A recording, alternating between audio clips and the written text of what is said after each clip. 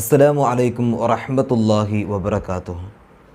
അഊദു ബില്ലാഹി മിനശ് ശൈത്വാനിർ റജീം. ബിസ്മില്ലാഹിർ റഹ്മാനിർ റഹീം. അൽഹംദുലില്ലാഹി റബ്ബിൽ ആലമീൻ. അസ്സലാത്തു വസ്സലാമു അലാ അഷ്റഫിൽ മുർസലീൻ വഅലാ ആലിഹി വസഹ്ബിഹി അജ്മഈൻ. അമ്മാ ബഅദ്. പരിശുദ്ധമായ ഇസ്ലാം നമുക്കറിയാം വളരെയധികം സുന്ദരമാണ്. അള്ളാഹുവിൻ്റെ പ്രവാചകർ സല്ലല്ലാഹു അലൈഹി വസല്ലമ തങ്ങൾ പരിശുദ്ധമായ ദീനിലൂടെ നമ്മെ പഠിപ്പിക്കുന്നുണ്ട്. ബുനിയൽ ഇസ്ലാമു അലാ ഖംസിൻ. പരിശുദ്ധമായ ഈ ദീന് ഇസ്ലാം 5 കാര്യങ്ങളെ കൊണ്ടാണ് അത് എടുക്കപ്പെട്ടത് എന്ന് മുത്തുനബി സല്ലല്ലാഹു അലൈഹി വസല്ലം നമ്മെ ഓർമ്മപ്പെടുത്തുന്നുണ്ട്. പ്രധാനപ്പെട്ട 5 കാര്യങ്ങൾ, അതിലേറ്റവും വളരെയധികം നമ്മൾ ചിന്തിക്കേണ്ട വിഷയമാണ് ഹജ്ജ് കർമ്മം എന്ന് പറയുന്നത്. പരിശുദ്ധമായ ദുൽഖഅദ മാസത്തിലാണ് നമ്മളുള്ളത്. പല ആളുകളും മനസ്സുകൊണ്ടും ശരീരം കൊണ്ടും വരുന്ന മാസത്തിലേക്ക്, ആ പരിശുദ്ധമായ ദുൽഹിജ്ജ മാസത്തിലേക്ക് ഒരുങ്ങിക്കൊണ്ടിരിക്കുകയാണ് ഹജ്ജ് കർമ്മത്തിന് വേണ്ടിയിട്ട്. അതിന് പണം അടച്ചവരുണ്ട്, ഗവൺമെൻറ്റായിട്ട് പോകുന്നവരുണ്ട്, പ്രൈവറ്റായിട്ട് പോകുന്നവരുണ്ട്, പല രൂപങ്ങളിലായിട്ട് അതിലേക്ക്, ആ പുണ്യമായ ഗേഹത്തിലേക്ക് എത്താൻ വേണ്ടിയിട്ട് ഇവിടെ ഇന്ന് സന്തോഷത്തോടെ ആവേശത്തോടു കൂടെ ഇന്ന് എൻ്റെ പ്രിയമുള്ളവരെ നടക്കുന്ന, ഇന്ന് നമ്മുടെ മുമ്പിലൂടെ നമ്മുടെ കുടുംബത്തിലുണ്ടാകാം, നമ്മുടെ ബന്ധപ്പെട്ടവരിലുണ്ടാകാം, അല്ലേ, സുഹൃത്തുക്കളിലുണ്ട്, ഒക്കെയുണ്ട്, ഒരുപാട് ആളുകളുണ്ട്. അല്ലാഹു തആല മഖബൂലും മബ്റൂറുമായ ഹജ്ജും ഉംറയും നിർവഹിച്ച് തിരിച്ചു വരാൻ അള്ളാഹു അവർക്ക് തൗഫീഖ് നൽകട്ടെ. ഒരിക്കലും തന്നെ കാണാത്ത ഒരുപാട് ആളുകളുണ്ട്, അല്ലേ, എല്ലാവർക്കും കാണാൻ അള്ളാഹു തആല തൗഫീഖ് നൽകട്ടെ. കണ്ടവർക്ക് ഇനിയും കാണാൻ അള്ളാഹു തആല തൗഫീഖ് നൽകട്ടെ. എന്നാൽ നമ്മൾ മനസ്സിലാക്കേണ്ട ഏറ്റവും പ്രധാനപ്പെട്ട ഒരു വിഷയമാണ് പരിശുദ്ധമായ ഹജ്ജ് കർമ്മം. നമ്മുടെ ശരീരം, നമ്മുടെ മനസ്സ്, നമ്മുടെ സമ്പത്ത്, യാത്രക്ക് കഴിവ് എല്ലാം ഒരാൾക്കുണ്ടെങ്കിൽ അവന് ഹജ്ജ് കർമ്മം അല്ലാഹു സുബ്ഹാനഹു വ തആല നിർബന്ധമാക്കിയിട്ടുണ്ട്. ഇതെല്ലാം ഉണ്ടായിട്ടും ഇതിലേക്ക് മൈൻഡ് ചെയ്യാതെ നടക്കുന്ന എത്രയോ പേരുണ്ട്. അല്ലാഹു സുബ്ഹാനഹു വ തആല അവർക്കും നമുക്കൊക്കെ അല്ലാഹു ബോധം നൽകി അനുഗ്രഹിക്കട്ടെ. ഒരാൾക്ക് കഴിവുണ്ടായിട്ട് അത് ചെയ്തിട്ടില്ല എങ്കിൽ വളരെയധികം വേദനാജനകമായ ശിക്ഷയെ അല്ലാഹു സുബ്ഹാനഹു വ തആല ഓർമ്മപ്പെടുത്തുന്നുണ്ട്. വിശുദ്ധമായ ഖുർആനിലൂടെ അല്ലാഹു സുബ്ഹാനഹു വ തആല നമ്മെ പഠിപ്പിച്ചത് വലില്ലാഹി അലന്നാസി ഹജ്ജുൽ ബൈത്തി മൻ ഇസ്തതാഅ ഇലൈഹി സബീല. ഒരാൾക്ക് കഴിവുണ്ടായിട്ട്, അല്ലേ, പരിശുദ്ധമായ ആ പുണ്യകർമ്മം ചെയ്യാൻ അവനിക്കെല്ലാം കൊണ്ടും, സമ്പത്ത് കൊണ്ടും മനസ്സുകൊണ്ടും ശരീരം കൊണ്ടും എല്ലാം അല്ലാഹു തആല കഴിവ് കൊടുത്തിട്ട് അവൻ അത് നിർവഹിക്കാതിരിക്കുന്നവർക്ക് അല്ലാഹു സുബ്ഹാനഹു വ തആല വിളിയാളമായിട്ട് അറിയിക്കുകയാണ്, ഒരു ഓർമ്മപ്പെടുത്തൽ ചെയ്യാൻ, നീ അത് വന്ന് ചെയ്യണം കേട്ടോ, നിനക്കത് നിർബന്ധമാണെന്ന് വിശുദ്ധമായ ഖുർആനിലൂടെ അവിടുന്ന് നമ്മെ ഓർമ്മപ്പെടുത്തുകയാണ്. പുണ്യമായ പരിശുദ്ധമായ ഉംറ കർമ്മം, അതിനൊക്കെ അല്ലാഹു തആല ഒരുപാട് പവിത്രതകൾ കൽപ്പിച്ചിട്ടുണ്ടല്ലോ.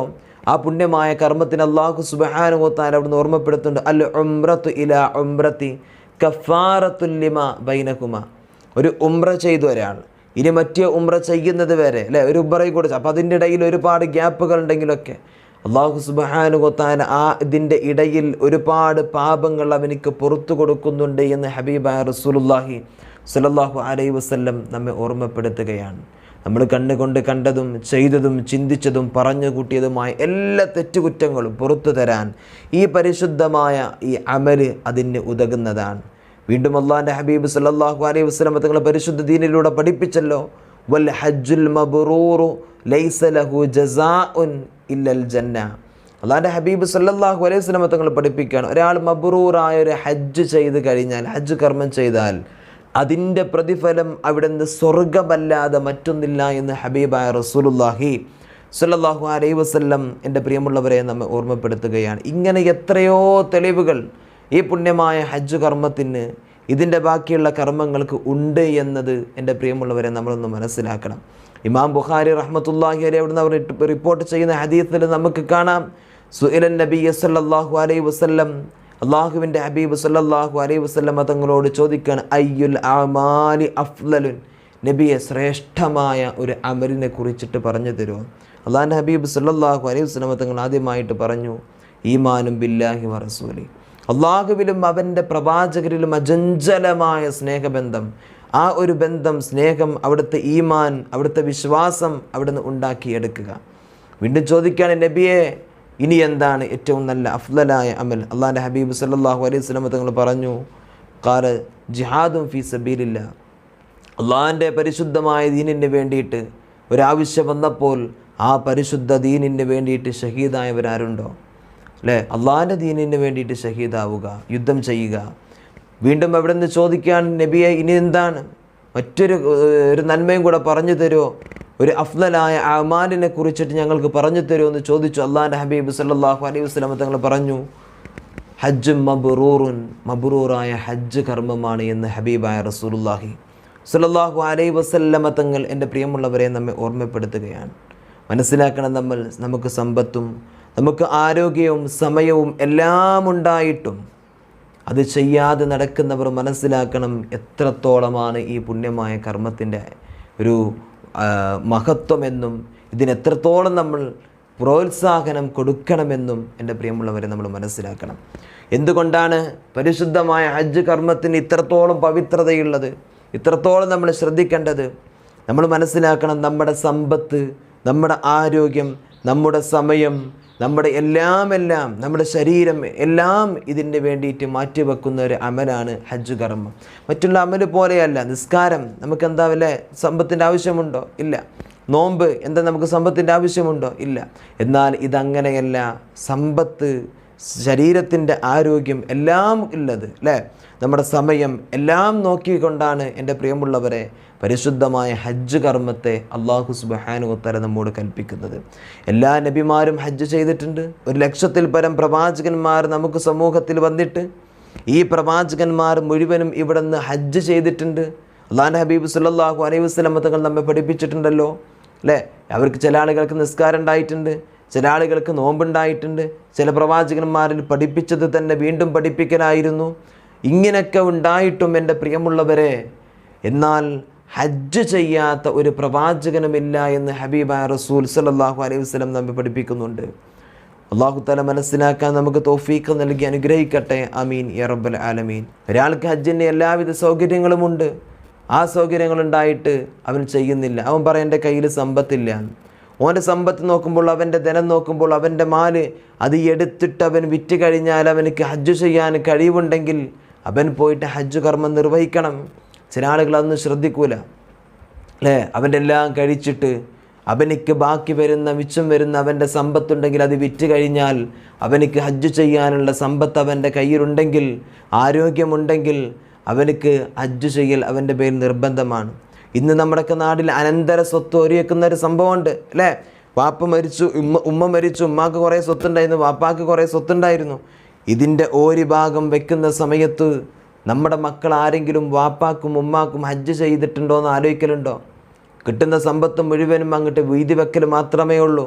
വാപ്പാക്ക് കഴിവുണ്ടായിട്ട് വാപ്പ ഹജ്ജ് ചെയ്യാതെയാണ് മരണപ്പെട്ടു പോയതെങ്കിൽ ആ വാപ്പാക്ക് ഹജ്ജ് ചെയ്യാനുള്ള പൈസ അവിടെ ഇടുകയും ബന്ധപ്പെട്ടവർ ഹജ്ജ് ചെയ്യുക പൂർത്തിയാക്കുകയും വേണം. ആരെങ്കിലും ചിന്തിക്കാറുണ്ടോ? അപ്പോൾ നമ്മൾ മനസ്സിലാക്കുക, നമ്മളങ്ങോട്ട് മരിച്ച പടച്ച റബ്ബിൻ്റെ മുമ്പിലേക്ക് നമ്മൾ എത്തിയാൽ നീ എന്തേ ചെയ്യായിരുന്നു എന്ന് അല്ലാഹു സുബ്ഹാനഹു വ തആല നമ്മോട് ചോദിക്കും. മനസ്സിലാക്കണം. അതിൻ്റെ മക്കൾ അവിടെ, അപ്പോൾ ഈ ഭൂമിയിലേക്ക് നോക്കുമ്പോൾ, ദുനിയാവിലേക്ക് നോക്കുമ്പോൾ മക്കൾ സ്വത്തിന് വേണ്ടി തല്ലുകൂടാൻ, കിട്ടിയത് തഴഞ്ഞിട്ടില്ല എന്ന് പറഞ്ഞിട്ട്. പിന്നെ എങ്ങനെ നമുക്ക് ഹജ്ജിന് വേണ്ടിയിട്ട് അവർ സമയം കണ്ടെത്തി അവർ അവിടുന്ന് സമ്പത്ത് മാറ്റിവെക്കുമോ? ഒരിക്കലുമില്ല. നമ്മൾ മനസ്സിലാക്കുക, നമുക്കുള്ള സമയത്ത്, ആരോഗ്യമുള്ള സമയത്ത്, നമ്മുടെ കയ്യിൽ സമ്പത്തുള്ള സമയത്ത് നമ്മൾ അത് ചെയ്താൽ അതിൻ്റെ പ്രതിഫലം അല്ലാഹു സുബ്ഹാനഹു വ തആല നമുക്ക് നൽകും.